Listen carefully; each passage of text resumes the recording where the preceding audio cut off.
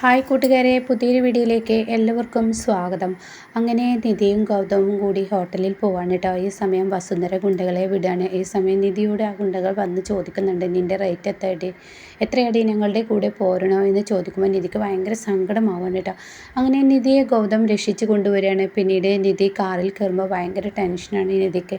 അങ്ങനെ സങ്കടത്തോടു കൂടി നിധി ഇങ്ങനെ ഇരിക്കുമ്പോൾ ഗൗതം ചോദിക്കുകയാണ്, എന്ത് പറ്റിയെന്ന് പറയുമ്പോൾ, അല്ല, എൻ്റെ ജീവിതത്തിൽ പല പ്രശ്നങ്ങളും ഞാൻ നേരിട്ടുണ്ട്, ഒരുപാട് പ്രതിസന്ധികളിലൂടെ കടന്നു വന്ന ഒരാളാണ്. പക്ഷേ ഇപ്പോഴത്തെ ഈ പ്രശ്നം എന്ന് പറയുന്നത്, അവരെൻ്റെ റേറ്റ് എത്രയെന്ന് ചോദിച്ചത് അതെൻ്റെ മനസ്സിനെ വല്ലാതെ വേദനിപ്പിച്ചു. ഞാൻ അങ്ങനെ ഒരു ചീത്ത കുട്ടിയാണെന്ന് സാറിന് തോന്നുന്നുണ്ടോ എന്ന് പറയുമ്പോൾ അവിടെ ഗൗതം പറയണേ, നീ ഒരു സുന്ദരി കുട്ടിയല്ലേ, നീ അങ്ങനെ ചീത്ത കുട്ടിയല്ലേ, നീ നല്ല കുട്ടിയാവാ, ഇന്നത്തെ മൂട് കളയല്ലേ എന്ന് പറഞ്ഞ് അവരങ്ങ് റൂമിലോട്ട് കയറിപ്പോവാണ് കേട്ടോ. അപ്പോൾ അവരുടെ ഈ ഒപ്പമുള്ള നടത്തവും ശൃംഗാരമൊക്കെ കാണുമ്പോൾ ഒരിക്കലും അത് വസുന്ധരയ്ക്ക് ഇഷ്ടപ്പെടുന്നില്ല കേട്ടോ. വസുന്ധരയാണെങ്കിലോ ഇവർ കയറി വരുന്നത് കാണുമ്പോൾ വസുന്ധര ആകെ ഞെട്ടിപ്പോവാണ്. ഈശ്വര എന്ന ഭാവത്തിൽ ഇങ്ങനെ നോക്കുകയാണ്. ഈ ഗുണ്ടകളോട് ഇവളെ തല്ലിയൊടിക്കാൻ പറഞ്ഞിട്ട് ഇവളുടെ തല്ലിയൊടിക്ക് പോയിട്ട് ഒരു വിരലിന് പോലും ഒരു പരിക്കില്ലല്ലോ എന്ന ഭാവത്തിൽ ഇങ്ങനെ നിൽക്കണം കേട്ടോ. അങ്ങനെ വസുന്ധര ഒളിഞ്ഞു നിന്ന് നോക്കുകയാണ്. ഇതേസമയം ഗുണ്ടകൾക്ക് വിളിക്കുകയാണ്. അപ്പോൾ തന്നെ ഗുണ്ടകൾ പറയാണ്, അവളെ തൊടാൻ പോയിട്ട് അവളുടെ മുടിനാര് ഒന്ന് തൊടാൻ പോലും അവർ സമ്മതിക്കില്ല. അവളുടെ ഭർത്താവുണ്ടല്ലോ ഗൗതം എന്ന് പറയുന്ന ആൾ, അയാൾ ഭയങ്കര പവറുള്ള ആളാണെന്ന് പറയാൻ കേട്ടോ. അപ്പോൾ ഇത് കേൾക്കുന്ന വസുന്ധരയ്ക്ക് എന്ത് ചെയ്യും, ഇനിയിപ്പം നിധിയെ ഒന്ന് വീഴ്ത്താൻ എന്താണ് ഈശ്വര എനിക്കൊരു വഴിയുള്ളത് എന്നൊക്കെ ഇങ്ങനെ ചിന്തിച്ചിരിക്കുകയാണ്.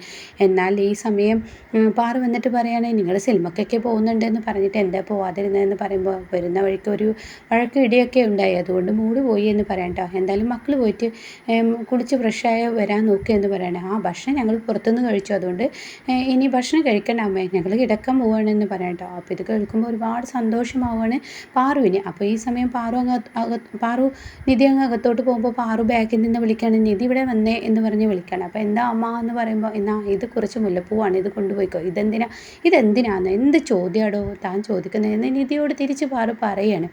അപ്പോൾ ഈ സമയം ഗൗതം ഇങ്ങനെ നോക്കുന്നുണ്ട് കേട്ടോ. ഗൗതം ഇങ്ങനെ നിധിയെ ഇങ്ങനെ കള്ള നോട്ടം നോക്കുകയാണ്. ഇതേസമയം നിധി കുളിയൊക്കെ കഴിഞ്ഞ് കണ്ണാടിയുടെ മുന്നിലോട്ട് വരികയാണ്. അങ്ങനെ നന്നായി ഫ്രഷ് ആകുമ്പോൾ, ഇന്നിപ്പോൾ ഗൗതം സാർ ഇല്ലായിരുന്നെങ്കിൽ എൻ്റെ ജീവനെന്ത് തന്നെ ആപത്തായിരുന്നു, അവന്മാരെൻ്റെ റേറ്റൊക്കെ ചോദിച്ചാൽ ആ സങ്കടമൊക്കെ ഇങ്ങനെ ഓർത്ത് നിൽക്കുകയാണ്.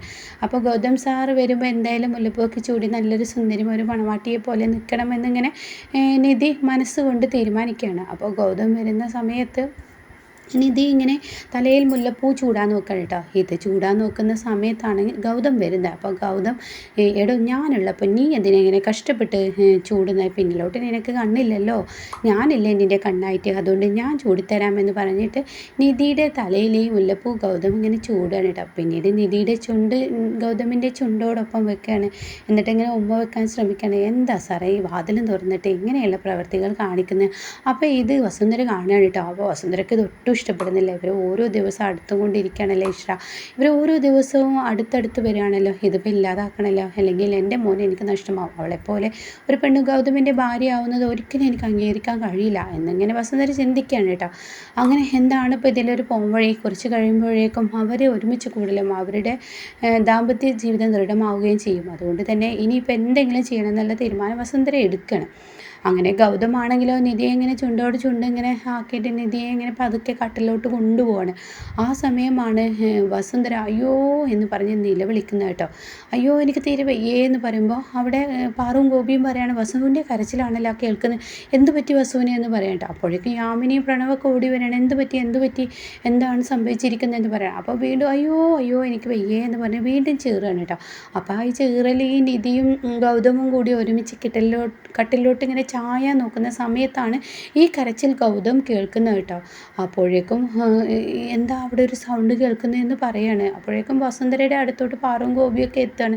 വസുന്ധരയാണെങ്കിൽ അയ്യോ എനിക്ക് വയ്യ തല ചുറ്റുന്നേ എന്ന് പറഞ്ഞ് കട്ടിലെ അങ്ങ് ബോധം കിട്ടി വീണ് അങ്ങ് അഭിനയിക്കുകയാണ് കേട്ടോ. ഇതോടുകൂടി ഗൗതമിനെ വിളിക്കൂ എന്നിങ്ങനെ പാറുവും ഗോപിയും പറയണം. അപ്പോഴേക്കും യാമിനിയും പ്രണവും ചെന്നിട്ട് ഗൗതമിൻ്റെ ഡോറിൽ അങ്ങ് തട്ടണം കേട്ടോ. അവരിങ്ങനെ ഒരുമിക്കുന്ന സമയത്താണ് ഇവർ വന്ന് തട്ടുന്നത്. അതുകൊണ്ട് തന്നെ ആരാണാവോ എന്ന് പറഞ്ഞിട്ട് പെട്ടെന്ന് അങ്ങ് നിധി ഗൗതമിനെ തള്ളി മാറ്റണം. അങ്ങനെ ഗൗതം പെട്ടെന്ന് വന്ന് വാതിലങ്ങ് തുറന്ന് കൊടുക്കുകയാണ്.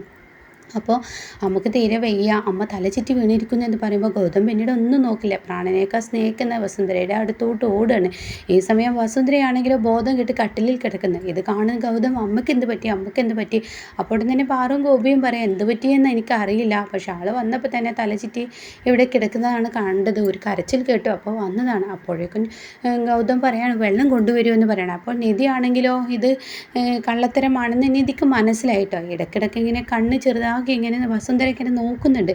നിധിയും ഒപ്പം വന്നിട്ടുണ്ടോ എന്ന ഭാവത്തിലാണ് നോക്കുന്നത്. അപ്പോൾ അത് നിധി കാണണം കേട്ടോ. കാണുന്നതിനോട് കൂടി നിധിക്ക് മനസ്സിലായി ഇവർ ഞാനും ഗൗതവും കൂടി ഒന്നിക്കുന്നതിനുള്ള പരിപാടി എന്നുള്ളത് നിധിക്ക് മനസ്സിലായിട്ട്. അപ്പോൾ വസു ആണെങ്കിലോ എടി നീ എന്നോടാണല്ലോ കളി, നീ എൻ്റെ മകനെ സ്വന്തമാക്കാൻ നീ ഒരിക്കലും വിചാരിക്കണ്ട, നീ ഭർത്താവ് എന്ന ആ ഒരു പദവി നിനക്ക് അവനിൽ നിന്ന് ഒരിക്കലും കിട്ടില്ല, പേരിന് മാത്രം നിനക്ക് ഞാൻ തരും എന്നിങ്ങനെ പറയണം. അതും എൻ്റെ മകൻ്റെ ജാതകദോഷം തീരാൻ വേണ്ടി മാത്രമാണ്, അല്ലാതെ നിനക്ക് യാതൊരുവിധ സുഖവും അവനിൽ നിന്ന് കിട്ടില്ല എന്നിങ്ങനെ ചിന്തിക്കുന്നുണ്ട് കേട്ടോ വസു. അപ്പോഴൊക്കെ വസുന്ധര ഇങ്ങനെ കിടക്കുകയാണ്. അപ്പോഴേക്കും അവിടെയുള്ള വേലക്കാരി വെള്ളവുമായി വരികയാണ്. അങ്ങനെ ഗൗതം എടുത്തിട്ട് വസുന്ധരയുടെ മുഖത്ത് തെളിക്കുമ്പോൾ വസുന്ധര പതുക്കെ ഇങ്ങനെ കണ്ണ് തുറക്കണം കേട്ടോ. അപ്പോൾ അമ്മയ്ക്ക് എന്താ പറ്റിയത്, എന്താ അമ്മ എന്നൊക്കെ ഇങ്ങനെ ചോദിക്കുമ്പോൾ വസുന്ധര പറയാണ് അറിയില്ല മോനെ, പെട്ടെന്നൊരു തലക്കറക്കം, കണ്ണ് വല്ലാതെ മഞ്ഞളിക്കുന്നു, എന്നാൽ ഡോക്ടറെ അടുത്ത് പോകണം. അയ്യോ അതൊന്നും വേണ്ട, എൻ്റെ അടുത്ത് ആരെങ്കിലും ഒന്ന് ഇരുന്നാൽ മതി. അപ്പോൾ ഉടൻ തന്നെ പാറുവിനും കാര്യം പിടികിട്ടിയിട്ടോ. ഇവള് മനഃപൂർവ്വം കളിക്കുന്നതാണെന്ന് പാറുവിന് മനസ്സിലാവും. അപ്പോൾ ഉടൻ തന്നെ പാറു പറയാണ് ഞാൻ ഇരുന്നോളാം, ഞാൻ ഇരുന്നാൽ കുഴപ്പമില്ലല്ലോ എന്ന് പറയുമ്പോൾ അത് വേണ്ട, എൻ്റെ മോൻ എൻ്റെ അടുത്ത് ഇരുന്നാൽ മതി, എൻ്റെ മോൻ ഇരിക്കുമ്പോൾ മനസ്സിന് തന്നെ ഒരു സുഖമാണ്, അവൻ്റെ കൈകൾ പിടിച്ചിരിക്കുമ്പോൾ ഒരു സുഖമാണ് എന്ന് പറയുമ്പോൾ പാറുവിന് കാര്യം പിടികിട്ടി. ഇത് ഞാൻ വന്നിടുന്ന എത്രയൊക്കെ കണ്ടതാണ്, ആ കട്ടൽ നിധിയും ഗൗതമും ഒന്നിക്കാതിരിക്കാൻ കാട്ടിക്കൂട്ടുന്ന കോലാഹലങ്ങളാണെന്ന് പാറുവിന് മനസ്സിലാവണം കേട്ടോ. ഇതേ സമയം ഗൗതം പറയാണ് അമ്മ ഇരിക്കുന്നു വേണ്ട, പാറു പോയിക്കോ, ഞാനിരുന്നോളാം അമ്മയുടെ കൂടെ, അമ്മക്ക് ഇന്നിപ്പോൾ ഞാനൊന്നും ഇരിക്കണമെന്നല്ലേ ഉള്ളൂ, അത് കുഴപ്പമില്ല, അമ്മ സുഖമാവട്ടെ, നമുക്കിനി തലചുറ്റലും അങ്ങനെയുള്ള പ്രശ്നങ്ങളൊന്നും വേണ്ട, അമ്മ ഉറങ്ങിക്കോളൂ എന്ന് പറയട്ടോ. എന്നാൽ ഈ സമയം നിധിയാണെങ്കിലോ ഇവരുള്ളിടത്തോളം എനിക്ക് ജീവിതം ഒരുമിച്ച് കൊണ്ടുപോകാൻ കഴിയില്ല, എന്തായാലും എന്നോടാണ് കളിച്ചിരിക്കുന്നത്, എന്തായാലും ഞാൻ വെറുതെ വിടില്ല എന്നിങ്ങനെ നിധി തീരുമാനിക്കുന്നുണ്ട് കേട്ടോ. ഇതേ സമയം പ്രണവിനെ എങ്ങനെയെങ്കിലും എവിടെയെങ്കിലും വെച്ച് വലയിൽ വീഴ്ത്തണം എന്നുള്ള ആ ഒരു തീരുമാനമാണ് ശിവാനി എടുക്കുന്നത് കേട്ടോ. ശിവാനിയുടെ തീരുമാനം അതാണ്. എന്നാൽ രേണുകയുടെ തീരുമാനം നിധിയെ ഒഴിവാക്കി കെട്ടട്ടെ എൻ്റെ മകൾ ശിവാനിയെ എന്നാണ് രേണുക ഗൗതമിനെയും ശിവാനിയെ വീണ്ടും യോജിപ്പിക്കാനാണ് നോക്കുന്നത്. പക്ഷേ ശിവാനിയാണെങ്കിലോ പ്രണവാണ് നല്ലത്, അവന് എന്തായാലും എന്നോട് സ്നേഹം ഉണ്ടാവില്ല എന്ന് മനസ്സിലാക്കുന്ന ശിവാനി പ്രണവിനെ സ്നേഹിച്ച് തുടങ്ങണം കേട്ടോ. അങ്ങനെ അവർ ഒന്നാവുന്നുണ്ട്. പിന്നീട് അവരുടെ വിവാഹം നടക്കുന്നുണ്ട്. അവർ തമ്മിൽ ആ വീട്ടിലോട്ട് കയറി ചെല്ലുമ്പോഴാണ് ഇനി യഥാർത്ഥ സത്യങ്ങൾ പുറത്തു വരിക. ഗൗതം ആരാണ് ആ വീട്ടിലെ എന്നും ഗൗതം ആരുടെ മകനാണ് എന്നുള്ളതും അതുപോലെ തന്നെ വസുന്ധരയുടെ യഥാർത്ഥ മുഖവും എല്ലാം പുറത്തു വരുന്നത് ശിവാനി കയറി ചെല്ലുന്നതിനോട് കൂടിയാണ്. അങ്ങനെ പ്രണവും ഗൗതമും ഒക്കെ തെറ്റുന്നുണ്ട്. അങ്ങനെ ഒരു സീനാണ് ഇനിയൊക്കെ വരാനിരിക്കുന്നത്. ഇതേ സമയം വസുന്ധര കരുതിയത് ശിവാനി കയറിക്കഴിഞ്ഞാൽ തീർച്ചയായും നിധിയെ ഇവിടെ നിന്ന് അടിച്ചു പുറത്താക്കാൻ കഴിയുമെന്ന് കരുതിയിട്ടാണ് ശിവാനിയും പ്രണവുമായുള്ള വിവാഹത്തിന് വസുന്ധര സമ്മതിക്കുന്നത്. പക്ഷേ യഥാർത്ഥ മുഖം താനല്ല, ഇവിടുത്തെ വില്ലത്തി രേണുകയാണ് എന്നുള്ളത് യഥാർത്ഥത്തിൽ അറിയാൻ ഇനി ഇരിക്കുന്നേ ഉള്ളൂ. രേണുകക്കാണെങ്കിൽ അവിടെ കയറിക്കഴിഞ്ഞാൽ ശിവാനി ആണെങ്കിൽ ഒരുപാട് സ്വത്തുക്കളും ഇതൊക്കെ അടിച്ചു മാറ്റാൻ നോക്കുകയൊക്കെ ചെയ്യൂ കേട്ടോ. എന്നാൽ ഈ സമയം വസുന്ധരയുടെ യഥാർത്ഥ മുഖം ഇനി ഗൗതം തിരിച്ചറിയാണ്. തൻ്റെ അമ്മ ഇത്രയും വലിയൊരു നികൃഷ്ട ജീവി തന്നെയായിരുന്നു, മനസ്സാക്ഷിയില്ലാത്തൊരു സാധനമായിരുന്നു. എനിക്കെപ്പോഴും എൻ്റെ കൂടെ എന്നെ സ്നേഹം കൊണ്ട് വീർപ്പുമുട്ടിക്കുന്ന എൻ്റെ പാറുവും എൻ്റെ നിധിയാണെന്നുള്ള സത്യം മനസ്സിലാക്കുമ്പോൾ നിധി ആർക്കും ഒന്നിനും വിട്ടുകൊടുക്കാതെ വിരൽ ചൂണ്ടി തന്നെ വസുന്ധരയുടെ മുന്നിൽ സംസാരിക്കുന്ന ഗൗതമിനെയൊക്കെയാണ് ഇനി കാണാൻ കഴിയുക.